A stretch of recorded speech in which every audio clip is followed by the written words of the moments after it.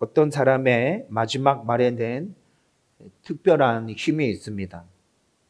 존경하거나 사랑하는 사람이라면 그 마지막 말에 더 힘이 실리겠죠. 특히 인생의 끝자락에서 남기는 말은 단순한 정보나 조언이나 부탁을 넘어서서 그의 가장 깊은 가치와 그의 온 마음을 담은 진심과 또 소망을 담은 그 간절함이 그 마지막 말 안에 다 포함되어져서 아주 강력하게 우리 가운데 다가올 것입니다. 보통 우리는 이런 말을 유언이라 하죠. 여러분, 유언을 써보신 적이 있습니까? 제가 지금 지한이를 군대 보내놓고 하루하루 지금 무슨 훈련 받겠구나, 지금 무슨 훈련 받겠구나 이런 생각들을 하는데, 여러분, 이 설교를 준비하면서 제가 훈련 받을 때 유언을 썼던 기억이 나더라고요.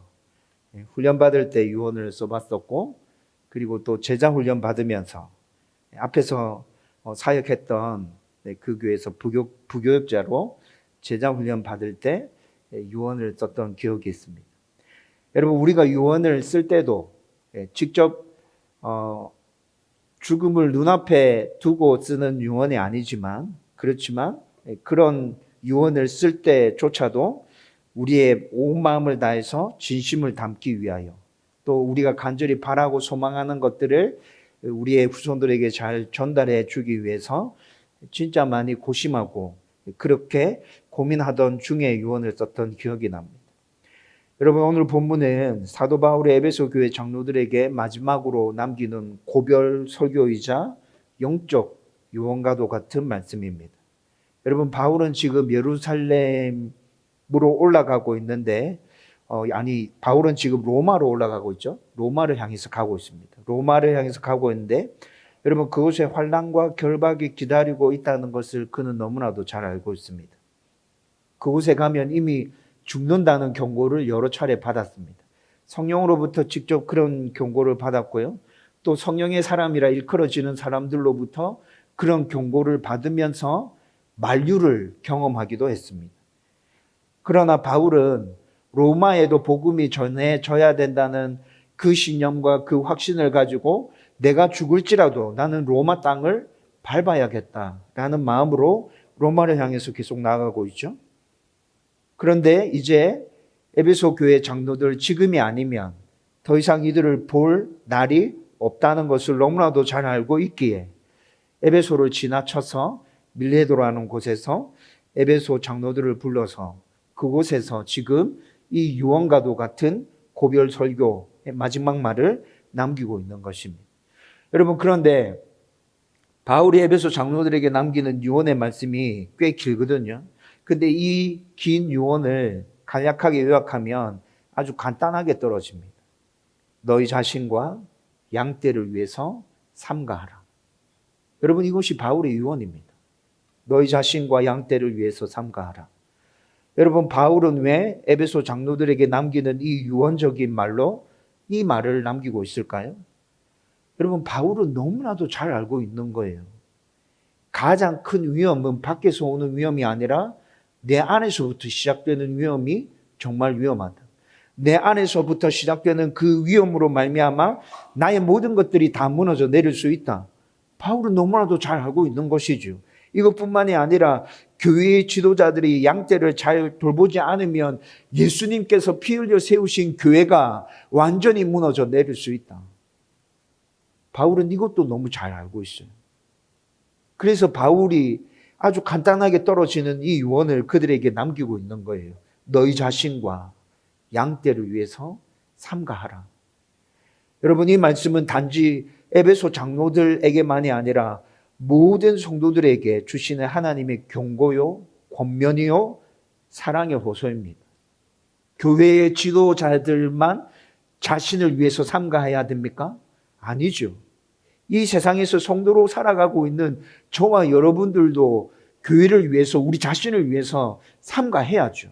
그래야 내 자신이 영적으로 건강해지는 것이고 서로 삼가하면서 지체들을 돌아봐 줘야 교회가 건강하게 서는 것이잖아요. 여러분, 그래서 오늘 이 말씀은 에베소에 있는 장로들, 교회 지도자들에게만 주시는 말씀이 아니라 저와 여러분에게, 오늘 이 자리에 있는 저와 여러분들에게 주시는 말씀이라고. 바울의 영적인 권면입니다. 마지막 유언입니다. 우리에게 주시는. 따라서 우리는 오늘 이 말씀을 통해서 우리가 이 땅에서 신앙생활을 하는 동안에 어떤 자세로 신앙생활을 해야 하는지에 대해서 교훈 받을 수 있죠. 오늘 저와 여러분들이 그 말씀을 함께 나누려고 합니다. 하나님의 은혜가 여러분들 가운데 넘치기를 주님의 이름으로 축원드립니다. 우리의 신앙을 잘 지키고 하나님의 나라를 잘 세우고 그의 영광을 온전하게 드러내기 위해서, 그러면 우리는 어떤 마음과 어떤 태도를 가지고 신앙생활을 해가야 됩니까? 오늘 28절의 상반절에 첫 번째로 이렇게 얘기합니다. 자신을 위해서 삼가하라. 자기 자신을 위해서 삼가해야 된다. 여러분은 자기를 위하여 삼가하며, 이렇게 말씀이 진행되고 있습니다. 바울은 먼저 자기를 위하여 삼가하라고 지금 말씀하고 있는데, 여기서 삼가다라는 말은 여러분이 이 말의 의미와 뜻을 잘 알고 계실 거예요. 국어사전에 찾아보면 몸가짐이나 언행을 조심하여서 잘 살핀다 라는 뜻이 담겨져 있습니다. 여러분, 신앙은 항상 자기 자신으로부터 시작합니다. 나로부터 신앙이 시작된다고요. 여러분, 많은 사람들이 은혜 받고 있고, 많은 사람들이 말씀 위에 굳게 서고 있고, 많은 사람들이 하나님의 교회 가운데서 풍성한 영적인 복들을 다 누리면서 살아가는데 나는 은혜 받지 못해요. 나에게는 굳건한 신앙이 없어요. 믿음의 반석이 없어요. 여러분, 그러면 주위 사람들이 받고 있는 그 모든 영적인 것들이 나와 상관이 있는 것입니까? 나와 상관이 없잖아요. 여러분, 그래서 성경을 잘 살펴보면 첫 번째는 항상 자기 자신을 돌아볼 것에 대해서 계속 권면해 주고 있습니다. 신앙만 그런 게 아닙니다. 신앙만 그런 게 아니라 모든 일이 다 그렇잖아요. 내가 무너지고 내가 쓰러지고 내가 주저앉으면 모든 일들이 다 잘 풀리고 잘 진행된다 하더라도 그것이 무슨 소용이 있습니까? 아무리 많은 사람들을 잘 돌보고 잘 가르쳐도 내가 무너지면, 자신이 무너지면 그 모든 일들이, 그 모든 사역들이 아무 소용이 없게 되는 거죠. 여러분, 그래서 디모데전서 4장 16절에 보면 바울이 믿음의 아들 디모데에게, 에베소 교회에서 열심히 목회하고 있는 디모데에게 교훈을 남기는 게 디모데 전서죠. 디모데 전서가 그런 말씀으로 채워져 있습니다. 그런데 4장 16절에 바울이 디모데에게 이렇게 권면합니다. 내 자신과 가르침을 살펴 이것을 계속 감당하라. 여러분, 바울이 지금 디모데에게 무엇을 권면합니까? 너 자신을 잘 살펴봐. 여러분, 지금 바울이 에베소 장로들을 위해서 남기는 이 유언적인 메시지와 똑같은 말이잖아요. 너 자신을 잘 살펴. 너가 지금 성도들에게 가르치고 있는 내용을 잘 살펴봐. 그거 맞는 거야? 그것을 항상 확인해 가면서 열심히 너의 사역을 감당해야 돼. 여러분, 디모데 전서는 바울이 로마에 도착하자마자 감옥에 갇혀 있었어요. 그렇게 감옥에 갇혀 있다가 어느 정도 시간이 지나고 난 다음에 풀려나거든요. 로마에서 풀려났을 때 기록한 서신이 디모데 전서입니다. 여러분, 여전히 지금 바울은 로마에 머물러 있는 거죠. 바울이 로마에 머물러 있을 때 에베소 교회의 목회자는 누구였어요? 디모데였거든요.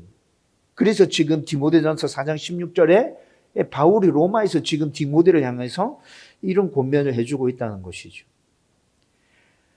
여러분, 좀 더 구체적으로 왜 자신을 삼가해야 하는지에 대해서 한번 또 살펴보십시다. 여러분, 구체적으로 살펴보면 두 가지 부분에서 삼가해야 될 이유를 찾을 수 있습니다. 그 첫 번째 이유는 우리는 여전히 죄성 가운데서 살아가고 있기 때문입니다. 여러분, 구원받은 성도에게도 죄성은 여전히 남아 있습니다. 그렇죠?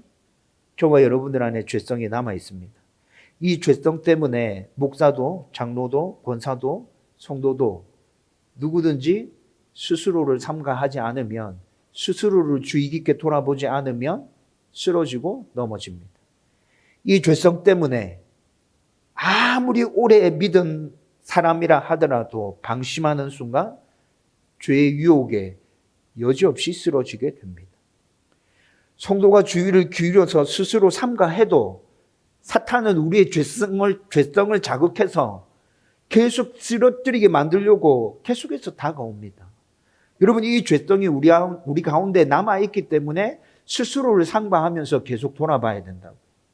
내가 지금 무슨 생각하고 있지? 내가 지금 무슨 말을 하고 있지? 내가 지금 하고 있는 행동은 뭐야? 왜 이 일들을 하고 있는 거야? 자기 내면에 담겨져 있는 것들을 살펴보면서 계속 자기 자신을 살펴봐야 된다는 거죠. 두 번째 이유는 우리가 이렇게 내면적으로 내 안에 있는 죄성들을 잘 살펴보면서 내 스스로를 잘 세워간다 하더라도 세상이 우리를 가만히 내버려 두지 않습니다. 여러분, 계속해서 우리를 유혹해서 흔들어서 넘어지게 만들려고 또 사탄은 계속 우리를 공격하죠.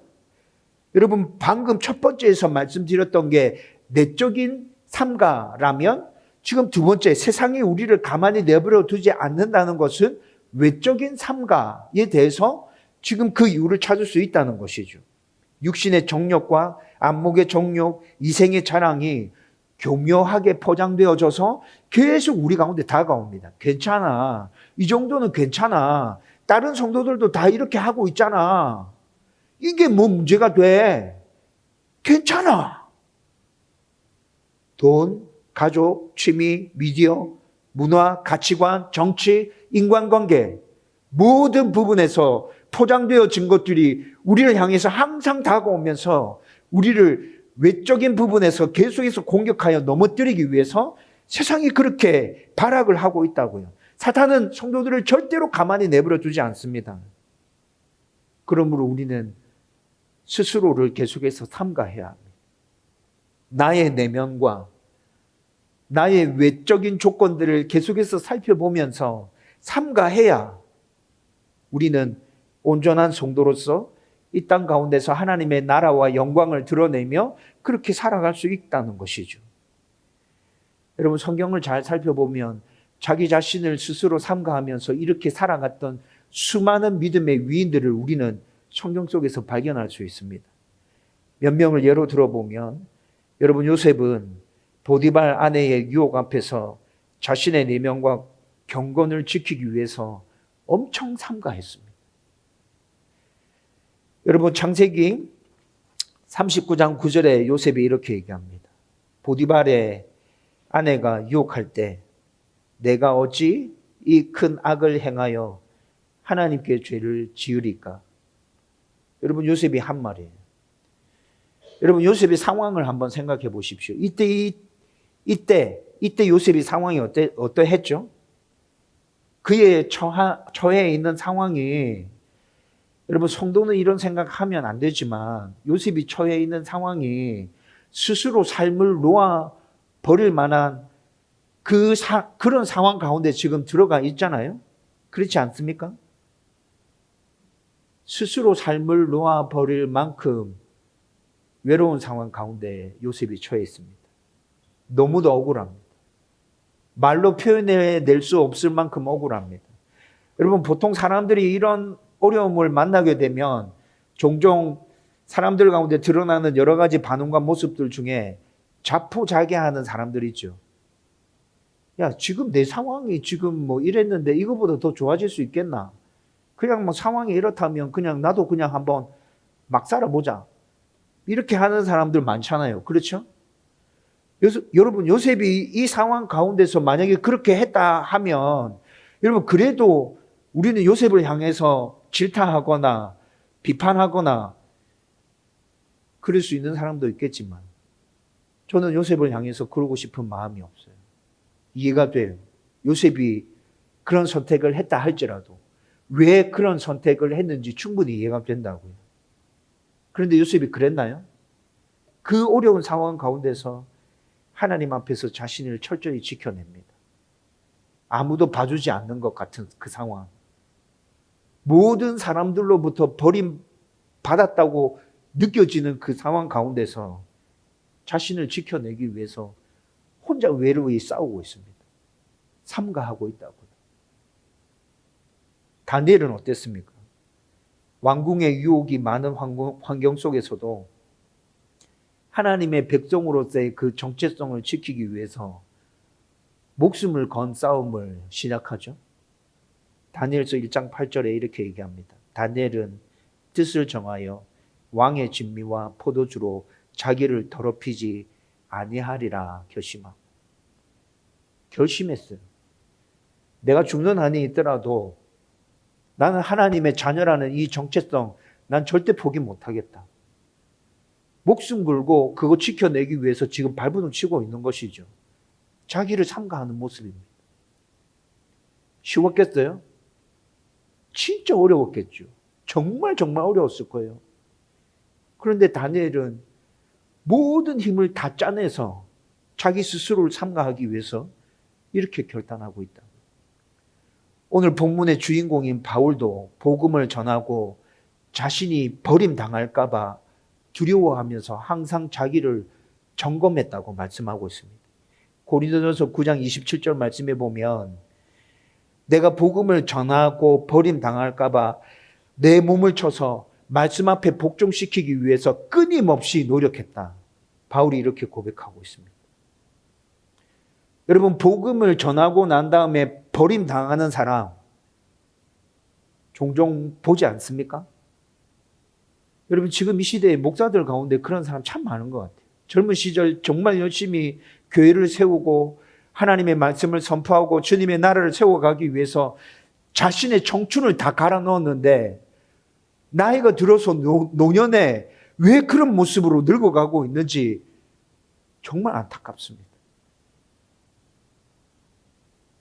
그렇게 열심히 최선을 다해서 복음을 전했는데 지금의 그들의 삶을 보면 하나님께 버림받을 것만 같은 삶을 그들이 살아가고 있다는 것이죠.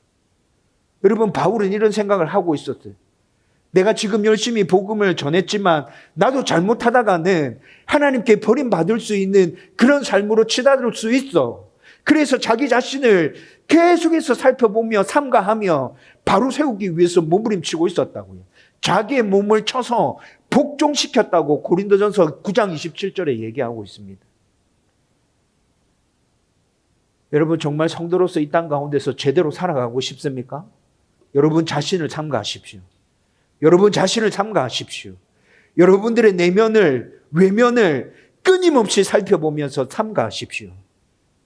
두 번째로, 내가 이 땅 가운데서 성도로 잘 살고 하나님의 영광을 드러내고 주님의 나라를 온전히 세워가고 싶은 그 간절한 소원함이 있다면 양떼를 위해서 삼가해야 합니다. 28절 후반절에 보면 이렇게 얘기합니다. 온 양떼를 위하여 삼가하라. 여러분, 성도는 절대로 혼자 존재할 수 없습니다. 성도는 절대로 혼자 존재할 수 없습니다. 우리는 예수님의 몸으로 다른 지체들과 함께 교회를 세워가는 존재들입니다. 그리고 어떤 위치에 있든 직분적으로 목사든 장로든 권사든 집사든 그냥 성도든 그리고 내가 맡은 일이 무엇이든지 간에 중요한 일을 맡았든 아니면 사람들이 보기에는 별로 쓰잘데기 없는 것 같은 일을 맡고 있다 하더라도 여러분, 우리가 맡은 그 섬김과 그 사역들은 그 사역들에 따른 돌봄과 책임이 항상 따라오게 됩니다. 그래서 여러분, 이런 부분들을 전체적으로 잘 생각해 보면 성도들은 함께 교회를 세워간다. 작은 섬김과 작은 헌신이라도 그 섬김과 그 헌신에 따르는 책임과 또 사역들이 항상 따라오게 된다. 이런 것들을 생각해 보면 여러분, 온 양떼를 위하여 삼가하라 라는 말도 장로들, 교회 지도자들만을 위해서 하는 권면이 아니라 지금 이 시대를 살아가고 있는 모든 성도들을 위해서 바울이 하고 있는 권면이구나. 우리는 그렇게 생각하고 이 말씀을 받아들일 수 있다는 것이죠. 여러분, 바울은 우선 에베소 교회 장로들에게 성령이 그들을 감독자로 세웠다 말씀합니다. 그리고 그들이 돌볼 양떼는 하나님의 피로 사신 교회라고 말하고 있습니다. 여러분, 이게 어떤 의미죠? 장로들이 맡고 있는 그 임무, 장로라는 그 직분, 가벼이 생각할 게 절대 아니라는 것이죠.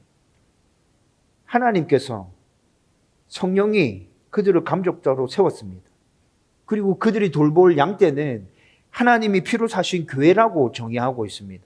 그 어떤 것보다도 중요한 존재들이라는 것이죠. 따라서 에베소 교회 장로들은 양떼를 위해서 삼가해야 하는데 우선적으로는 영적으로 깨어서 그들을 잘 돌봐야 합니다. 병든 양이 있는지, 나고 해서 못 쫓아오고 있는 양이 있는지, 길을 잃어버린 양이 있는지, 배고픔에 허덕이고 있는 양이 있는지,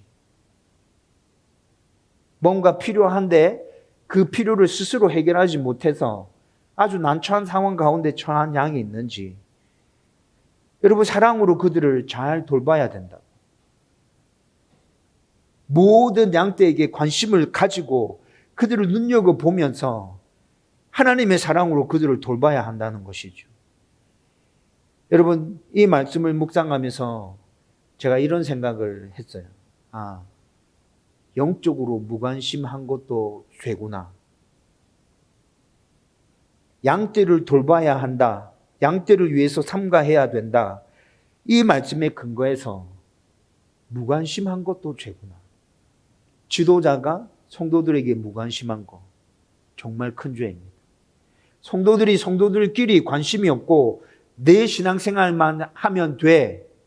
교회 와서 예배만 드리고 빨리 집에 돌아가시는 분들, 여러분 그것도 죄입니다. 여러분 성경은 우리에게 그렇게 말씀하지 않습니다. 모이기를 패하는 어떤 사람들의 습관과 같이 하지 말고 모이기를 힘써라 얘기합니다. 서로를 섬기고 서로를 챙기고 서로를 사랑하고 서로를 돌봐주라. 성경이 그렇게 우리 가운데 얘기해 주고 있다고요. 여러분 관심을 가지고 이렇게 사랑으로 돌봐야 돼요. 그리고 난 후에 거짓 가르침으로 양떼를 해하는 이들로부터 지켜야 합니다. 여러분 29절에서 30절 말씀 쭉 살펴보면 사나운 이리가 양떼를 아끼지 아니하며 제자들을 끌어들여서 자기를 따르게 하려고 여러분 교회 안에 침투한다. 29절에서 30절은 그렇게 얘기해 주고 있어요. 여러분 교회가 세워지고 난 이후부터 지금까지 교회 안에 항상 이런 사람들이 시시때때로 틈을 타면서 계속해서 침투하고 있다고요. 지금도 계속해서 거짓 교훈과 왜곡된 신앙과 세속화된 복음이 교회를 위협하고 있잖아요.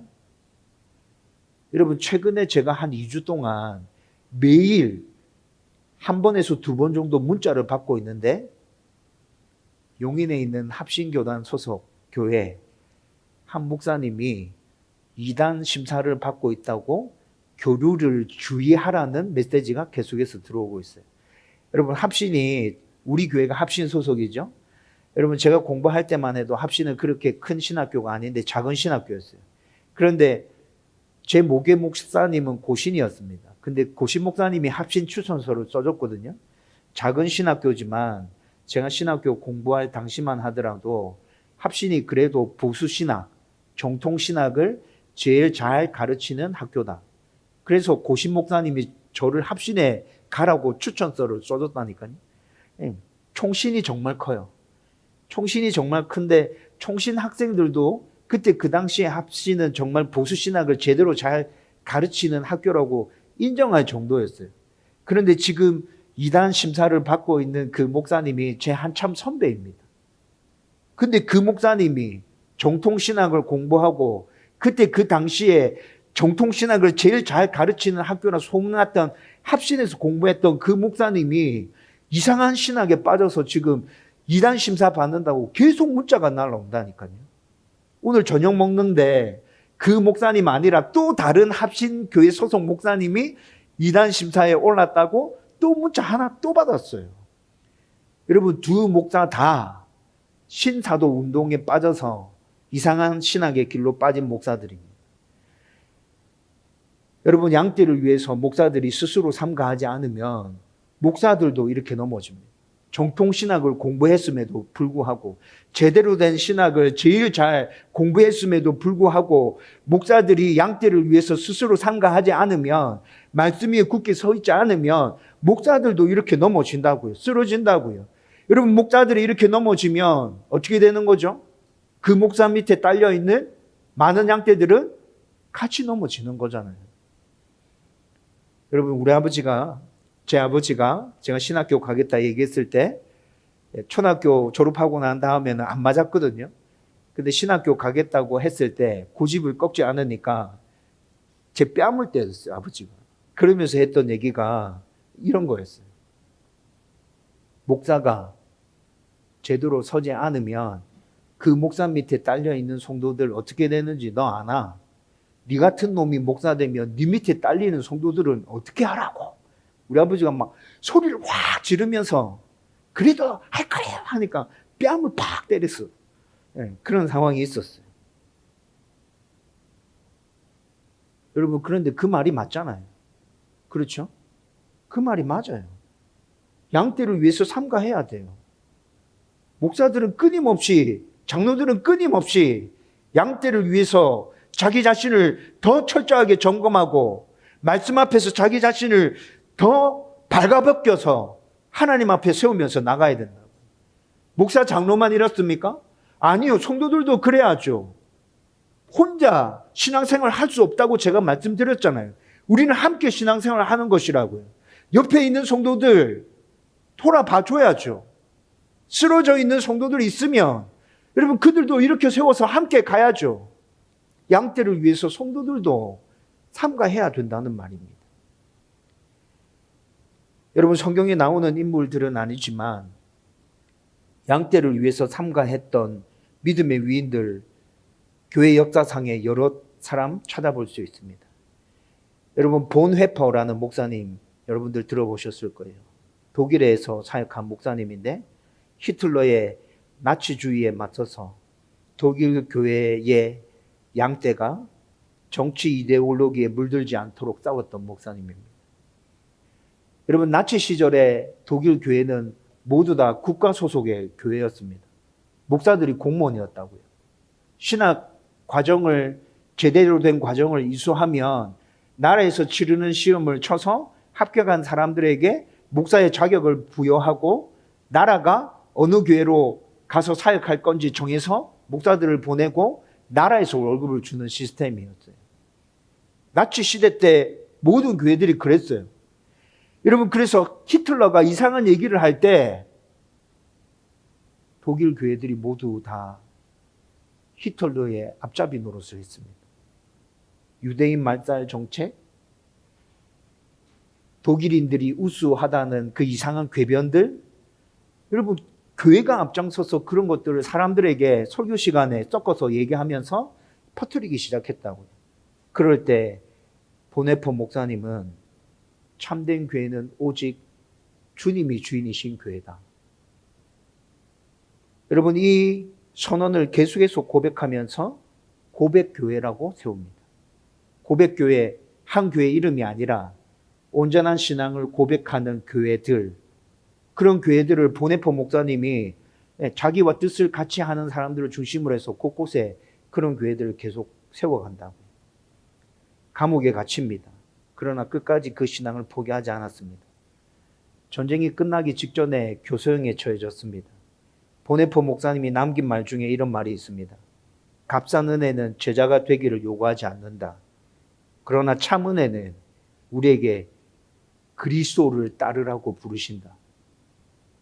그리스도를 따르는 게 뭡니까?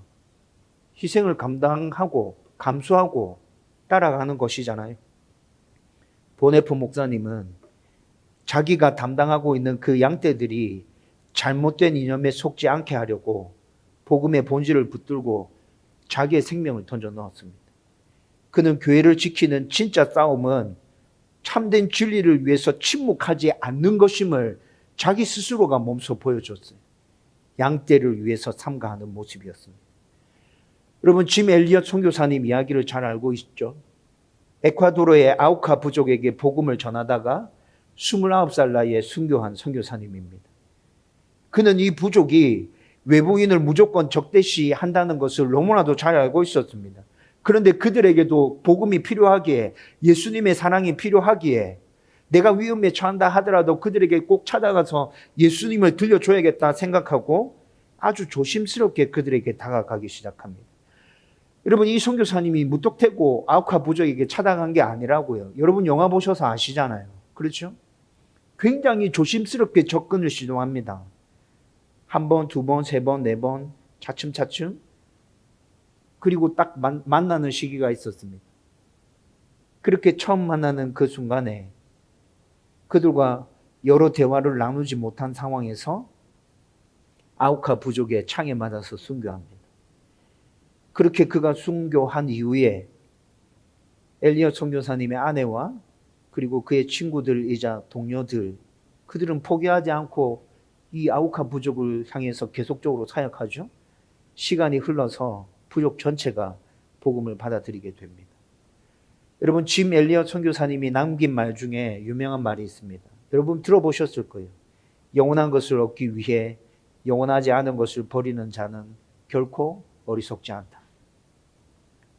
그는 복음을 한 영혼에게라도 전하기 위해서 양떼가 될 사람들을 사랑하면서 목숨을 아끼지 않고 끝까지 포기하지 않고 다가갔습니다. 그의 희생은 사랑으로 섬기고 순종함으로 지킨 진정한 목자의 삶이 어떤 것인지를 우리 가운데 잘 보여주고 있습니다.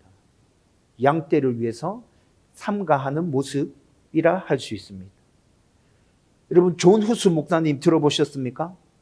존 후스 목사님은 1400년대에 지금으로 말하면 체코에서 목사로 또 신학자로 사역했던 분입니다. 이때 이 당시에는 1400년대에는 기독교가 아직 없었어요. 전부 다 천주교였어요. 그런데 천주교에서 면죄부를 판매하고 교회가 굉장히 부패되어져 있고 형상을 신격화해서 믿음의 위인들의 형상을 만들어 놓고 그것을 신격화하는 것들, 이런 것들을 굉장히 강하게 비판했습니다. 그리고 말씀으로 돌아가자고 외쳤죠. 여러분, 교황청이 존 후스 목사님이 이런 주장을 하고 아주 강력하게 천주교에 하고 있는 그 일들을 비판한다는 걸 알고 협박하고 회유하기도 하고 또 만나서 타협해 보려고 여러 시도를 합니다. 그런데 그 모든 것들을 다 거부합니다. 그리고 자신이 믿고 있고 신뢰하고 있는 것들을 끊임없이 외치죠. 그렇게 그 사역을 계속 감당하다가 콘스탄츠 공의회에서 이단 판정을 받습니다. 그리고 화형에 처해집니다. 화형에 처해지는 그 순간에 존 후스 목사님이 끊임없이 외쳤던 한마디가 있습니다. 나는 참 진리를 위해서 죽는다. 여러분, 화형에 처해지는 그 순간에 존 후스 목사님이 이걸 계속 외치는 거예요. 나는 참 진리를 위해서 죽는다.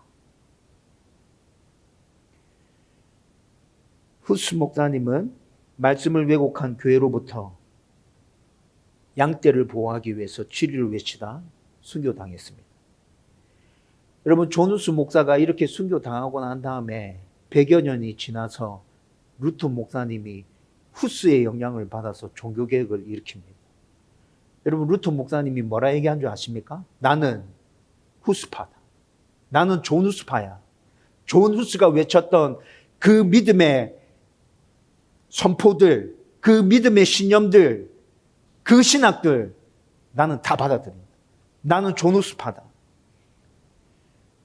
여러분, 존 후스의 이 죽음이 결국 이 종교개혁의 불씨가 되었죠.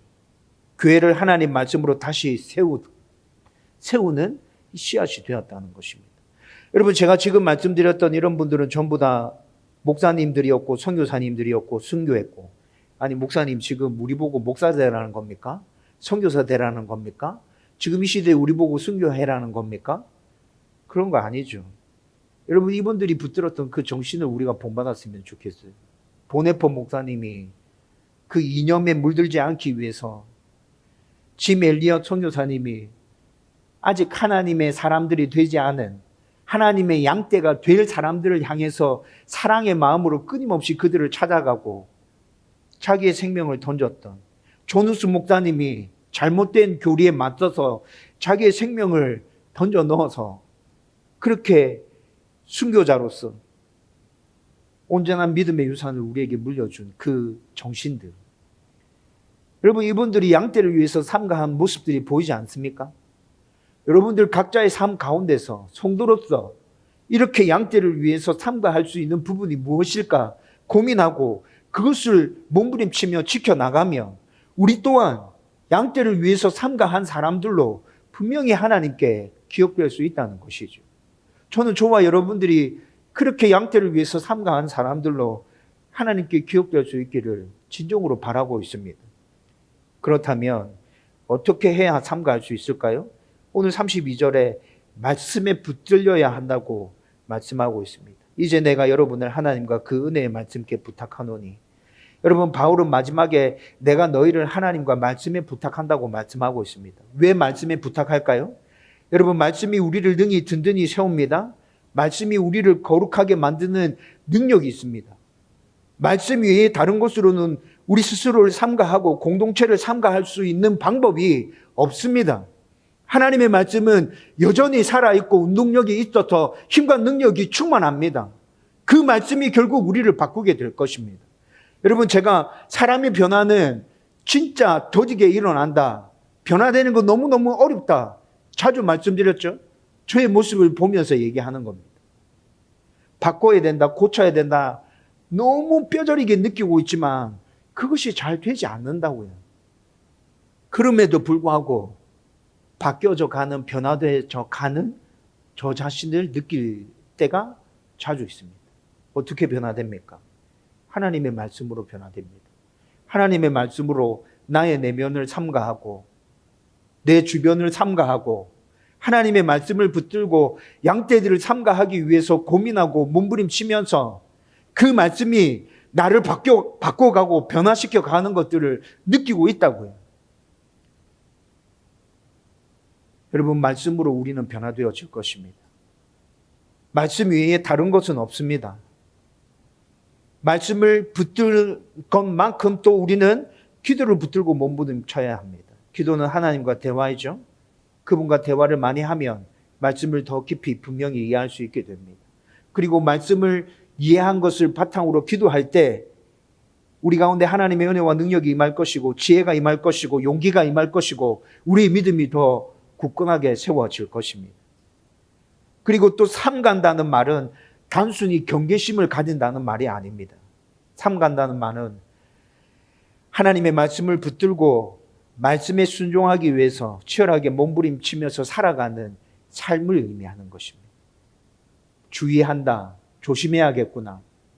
이게 아니라 그냥 몸부림치고 있는 우리의 삶 자체를 삼가하라고 성경이 말하고 있다는 것이죠. 말씀은 우리를 비추는 거울입니다. 우리의 길을 안내하는 빛입니다. 마음을 새롭게 하고 죄를 이기게 하는 유일한 능력입니다. 저와 여러분들이 이 말씀을 붙들고 나 자신을 삼가하고 양떼를 삼가하면서 주님의 교회를 굳건하게 세워나가기를 주님의 이름으로 축원드립니다. 여러분 이제 말씀을 정리하려고 합니다. 우리는 점점 더 혼탁한 시대를 살아가고 있습니다. 진리보다는 성공이 우선됩니다. 경건보다는 내 생각이 앞섭니다. 공동체보다는 개인이 더 중요합니다. 저와 여러분들이 살아가고 있는 지금 이 시대가 그렇습니다. 여러분 이런 세상에서 성도로 잘 살아가기 위해서 우리는 어떻게 살아야 합니까? 공동체를 어떻게 지켜야 합니까? 오늘 바울이 에베소 교회 장로들에게 들려주는 말씀을 우리는 가슴에 새겨야 합니다. 자신을 위해서 삼가하라. 양떼를 위해서 삼가하라.